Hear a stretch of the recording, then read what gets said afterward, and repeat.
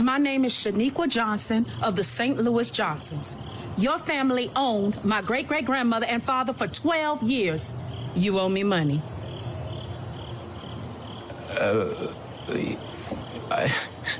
There must be some kind of mistake.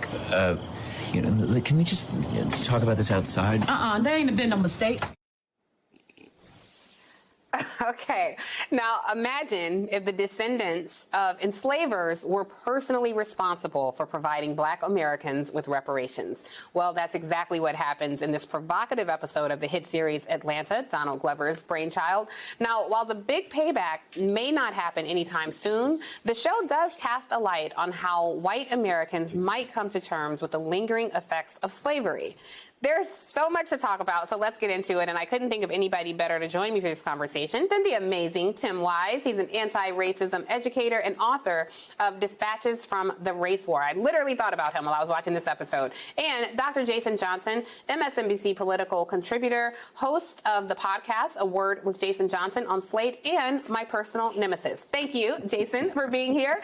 This is obviously not how reparation payments will go, but the brilliance of the episode is it's entirely through the white gaze. So I'm just curious, Jason, what was your thought? You were trying to talk about this with me on IG Live last week. I'm like, I hadn't seen it. Let's wait. So now we can actually talk about it. What was your thoughts about the episode?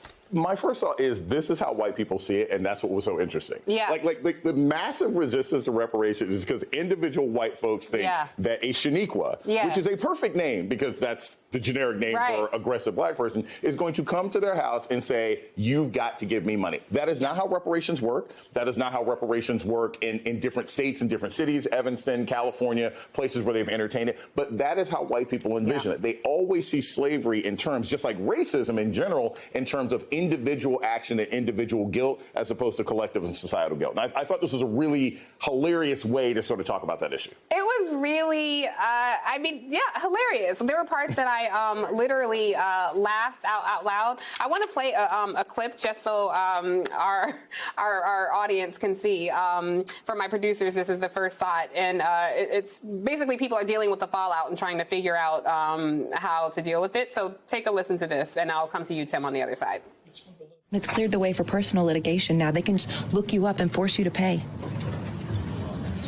What? No. Really? Yeah. It's scary. I'm looking at my family tree right now to make sure I'm in the clear. Everybody else is too.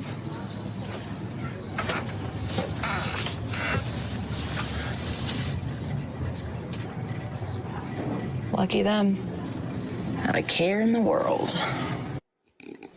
Tim, I will say I cheated a little bit because I talked to our booker to get some of your thoughts on this, and I found them very fascinating. Give me your thoughts on this episode. Well, first of all, it is brilliant. It is genius. And as Jason said, it is sort of the nightmare scenario that my people have when it comes to this, right? It's this idea that we're going to have our water bill, our cable bill, and oh, God, there's the Black people bill. I totally forgot to pay that one last month, And so to the extent, right, to the extent that it tweaks that kind of bizarre interpretation of what Black folks are talking about when they talk about reparations or what it would look like, I think it does its job, right? But what I really do appreciate about the episode is that it demonstrates the way that the intergenerational transmission of advantage and disadvantage is the ghost in the room of the national house. And it haunts us all, right? It doesn't just haunt those who were harmed by it. It haunts those who were elevated by it. And as long as we remember the art is metaphor, that this isn't the literal way it's going to happen, that in fact, reparations, if it does happen, is going to be done because it was a collective harm. It will be done by the collective. It will be done by the state. It was the state that enshrined enslavement. It was the state that enshrined it and kept it, protected by the Constitution. It's the state that would pay. As long as we have these parallel conversations, one is about the moral indebtedness. That's what the episode does so well. The other is about the practical application. Then we'll be all right. But I got to talk my people down off a ledge now because this is so well done that white folks are like, see, this is what they're going to do. They're going to show up at our house. And that's not what the issue is. But to the extent that it causes us to think deeply about the moral debt, then it has proven its purpose and served its purpose.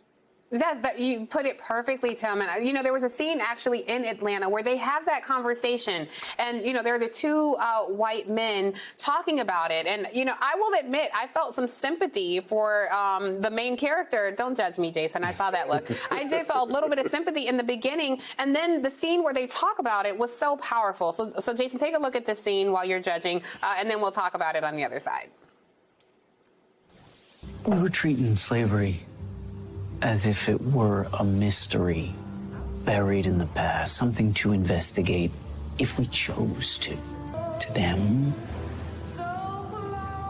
slavery is not past. It is not a mystery. It is not an historical curiosity. It is a cruel, unavoidable ghost that haunts in a way we can't see. It's so true. It haunts in a way that so many people can't see. And I had a very interesting conversation with a mutual friend of ours over the weekend who said, you know, even still, one of the cruelties of slavery is that black folks frame our thinking in what white folks will allow. Right. I'm curious your thoughts, Jason, on that scene where he explained it. Well, I thought it was interesting because it talks about the sort of personal pain and also what you've got to do to get past your own trauma, right? Like, if to spoil the scene, because everybody should have seen it by now. No, do not spoil it for people. Okay, fine. The point being, this guy says it's gonna be okay. It's gonna be okay after he tells them what they have to go through, and yet it's not going to be okay for everybody. There's some people, some people going to be traumatized. I personally find it funny, as Tim sort of mentioned, the idea of you having like this monthly black tax. I don't know if like the tax enforcer will be like Debo, who shows up at your house or something like that. But the idea that there will be consequences, that you can't pay for the pain of the past without some people suffering, but how you deal with that suffering matters. One other thing I want to mention, there was a great scene about white presentation that I really want us to talk about, and it's the conversation between Marshall and his wife. I want to talk about that video, see what Tim thinks on the other side. Is it true? Oh my God. Was Shaniqua here? Did she talk to you? Marshall, I can't believe you. Okay, let's just go inside and discuss this. Look, you can't come in here. Seriously, Natalie? Have you checked your background? This could have easily happened to you. I'm Peruvian. This would never happen to me. You were white yesterday. Such a great scene. And we should say the woman who wrote this episode, Francesca, she is actually, I believe, my producer told me if I'm wrong, but I believe she's from El Salvador. Yes. And it was directed by Hiro, I hope I'm not mispronouncing his name, Hiro Mai, I believe, or Mai. Yes, who is the regular director of Childish Gambino's videos and the story of Atlanta. So that was such a brilliant scene. We have too much, this is way too much to talk about. So we're going to have to take a quick break.